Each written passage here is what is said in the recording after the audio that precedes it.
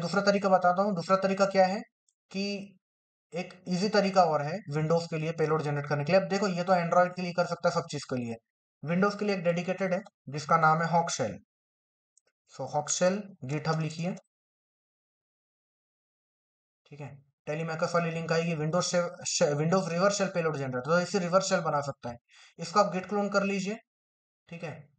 सो इसको करते हैं गिट क्लोन। ओके, मेरे में ऑलरेडी है तो मैं चले जाता हूँ हॉक शेल पे।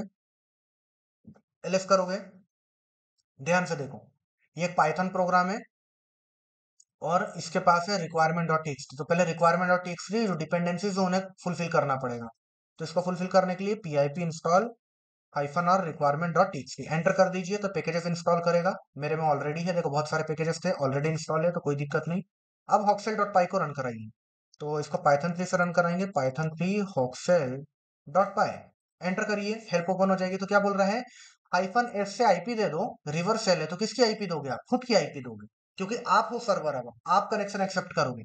तो ये रिवर्स शेल है, तो यहाँ पे हाइफन एस करके आप आईपी दोगे, खुद की आईपी दोगे, ठीक है। और ये और ऑप्शन है जो पोर्ट फॉरवर्डिंग के लिए यूज कर जा सकता है, लेकिन फिलहाल अभी हमें इसका काम नहीं है, तो इसको यूज करते हैं। तो मैं यहाँ पे जस्ट एक बना लेता हूँ, पाइथन हॉक्सेल डॉट पाई हाइफन एस, और मैं अपनी आईपी एड्रेस दे देता हूँ 139। ओके, एंटर करते हैं। तो अब देखो इसने क्या किया, एक पावर शेल में पेलोड जनरेट किया। ये रहा पावर शेल का कोड, और ये है इनकोडेड, इसलिए आप इसे पढ़ नहीं पा रहे हो, समझ में नहीं आ रहा, ठीक है। और यहाँ पे हमें लिसनर चालू करने की भी जरूरत नहीं है। लिसनर देखो यहीं पे चालू हो गया, क्या कर रहा है, अवेटिंग पेलोड एग्जीक्यूशन, तो पेलोड के एग्जीक्यूट होने का वेट कर रहा है ताकि शेल मिल जाए। शेल मिलेगा यहीं के यहीं मिल जाएगा आपको, कहीं इधर उधर जाने की जरूरत नहीं है, राइट। तो पहले तो मैं इस पेलोड को कॉपी कर लेता हूँ।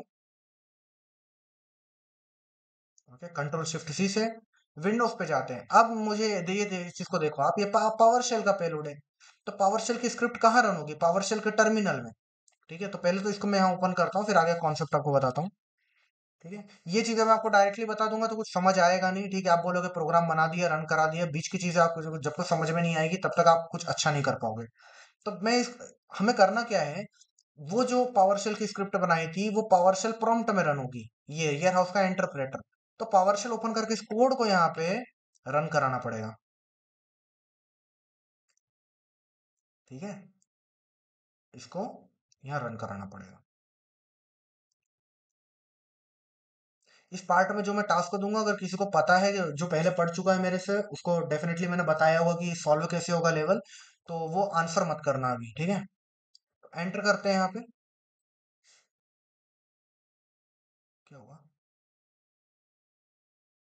Not properly encoded, let me check that again. Okay, not properly encoded बता रहा है, तो इसको मैं वापस से रन कराता हूँ, ठीक है। और इसे भेजते हैं।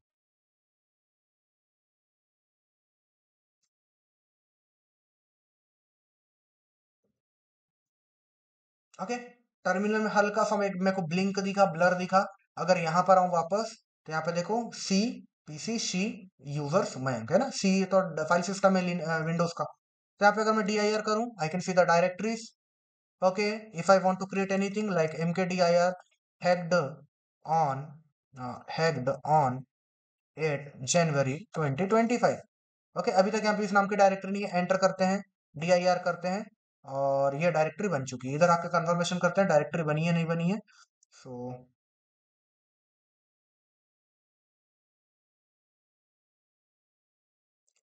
कहाँ पर थे हम, कहाँ बनाई थी हमने डायरेक्टरी, इसी जगह बनाई थी।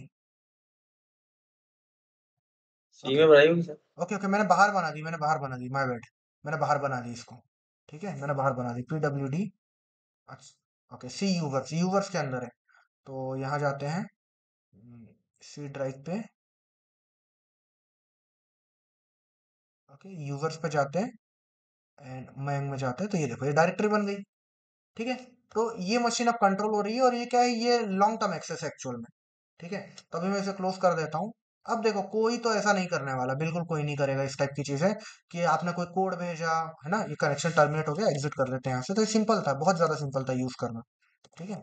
और ये हॉक्सेल और भी बहुत सारी चीजें कर सकता है, लेकिन फिलहाल अभी उस पर अपना फोकस नहीं है, जैसे जैसे टाइम आएगा तब करेंगे। ओके, तो ये टर्मिनेट हो गया, बहुत इजी तरीके से कॉम्प्रोमाइज हो गया। लेकिन आप ये चीज समझो, कोई भी जाकर पावर आपका दिया हुआ कोड को भी पावर शेल का प्रॉम्प्ट ओपन करके रन नहीं कराएगा, समझ पा रहे हो बात को। तो आपको ये देखना है कि पावरशेल की स्क्रिप्ट किस में होती है, क्योंकि देखो विंडोज के फिर फंक्शनैलिटी समझो, पहले फंक्शनैलिटी समझिए हमेशा। फंक्शनैलिटी समझ में आएगी तो तरीके खुद से निकाल लोगे। फंक्शनैलिटी नहीं समझोगे, हड़बड़ी करोगे तो कुछ नहीं, वो जो आपको जो सामने वाला बता रहा है वहीं तक आप सीमित रह जाओगे और आगे चीजें नहीं हो पाएगी, ठीक है। तो कॉन्सेप्ट आपके वीक हो जाएंगे।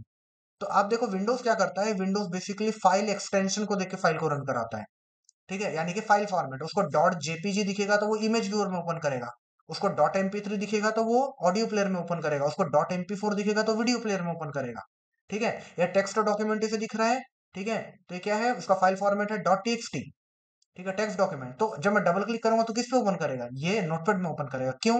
क्योंकि विंडोज बेसिकली फाइल फॉर्मेट पढ़ता है और फाइल फॉर्मेट के हिसाब से वो रेलेवेंट चीजों पर रन कराता है, ठीक है। अब मान लीजिए इसके अंदर मैं कोड लिख देता हूं, ठीक है, मैंने यहाँ पे कोड लिखा प्रिंट हेलो वर्ल्ड, ठीक है, इसको सही कर देते हैं, प्रिंट हेलो वर्ल्ड, ठीक है, हेलो वर्ल्ड, ठीक है। ये क्या है, एक पाइथन का कोड है, ठीक है, इसे मैं सेव कर देता हूँ, ठीक है, क्लोज कर दिया, ये वही फाइल है, राइट, ये वही फाइल है। अब देखो जब मैं डबल क्लिक कर रहा हूँ ना तो प्रोग्राम रन होना चाहिए, प्रोग्राम रन क्यों नहीं हो रहा? ये पाइथन का कोड है, पाइथन मेरे में इंस्टॉल भी होगी लेकिन ये रन नहीं हो रहा। क्यों नहीं हो रहा? क्योंकि विंडोज ने देखा इसका एक्सटेंशन, उसने बोला कि ये तो डॉट टीएक्सटी फाइल है तो इसको नोटपैड में ओपन होना चाहिए, तो नोटपैड में ओपन हो गई। लेकिन अगर मैं इसी को करूँ सेव एज, ठीक है, ऑल फाइल कर दूं और इसको मैं बोल दूं कि नहीं, ये जो मेरा प्रोग्राम है this is now text dot, इसका नाम कुछ भी रख लो कोई फर्क नहीं पड़ेगा, डॉट पी वाई, ठीक है। अब ये क्या बना, एक पाइथन प्रोग्राम, ठीक है। तो मैंने सेव एज किया था तो ये फाइल तो यही है, और ये देखो text dot P Y file यहाँ पर आ गई। क्या आ रहा है ये, देखो, डॉट पाई फाइल, पाइथन प्रोग्राम। तो अगर मैं इसे डबल क्लिक करूं, ठीक है, तो पाइथन इंटरप्रेटर पूछ रहा है, ये पाइथन में रन हो गया, ठीक है, ये पाइथन में रन हो गया एक्चुअल में। तो ये देखो, अब मुझे कुछ नहीं करना है, अब इसने क्या किया, इसने बेसिकली फाइल को एज एन पाइथन की तरह ये ले रहा है, क्योंकि डॉट पाई इसका एक्सटेंशन है, क्योंकि मुझे पाइथन का एक्सटेंशन पता है। तो अब जब भी मैं इसे ओपन करूंगा तो फाइल का कोड ओपन नहीं होगा, फाइल रन होगी। तो सेम चीज मुझे देखनी है गूगल पे जाके कि पावर शेल का एक्सटेंशन क्या होता है, डॉट एबीसी होता है, डॉट एक्स वाई जेड होता है, क्या होता है, जो भी होता है, मल्टीपल एक्सटेंशन पता करो, अपने पावर सेल की स्क्रिप्ट को यहाँ पेस्ट करो, जो भी आपकी स्क्रिप्ट थी, ठीक है, उसको आप यहाँ पे पेस्ट करिए और फिर उसे सेव एज करिए और वो फाइल फॉर्मेट लगाइए जो एक्सटेंशन आपको गूगल से मिला है, और फिर उसको वो फाइल को डबल क्लिक करके ओपन करके देखो कि क्या वो फाइल रन हो रही है और क्या आपको शेल मिल रहा है। अगर मिल रहा है इट इज गुड, अगर नहीं मिल रहा है तो कोई दूसरा एक्सटेंशन ट्राई करिए। समझ आ रही है बात?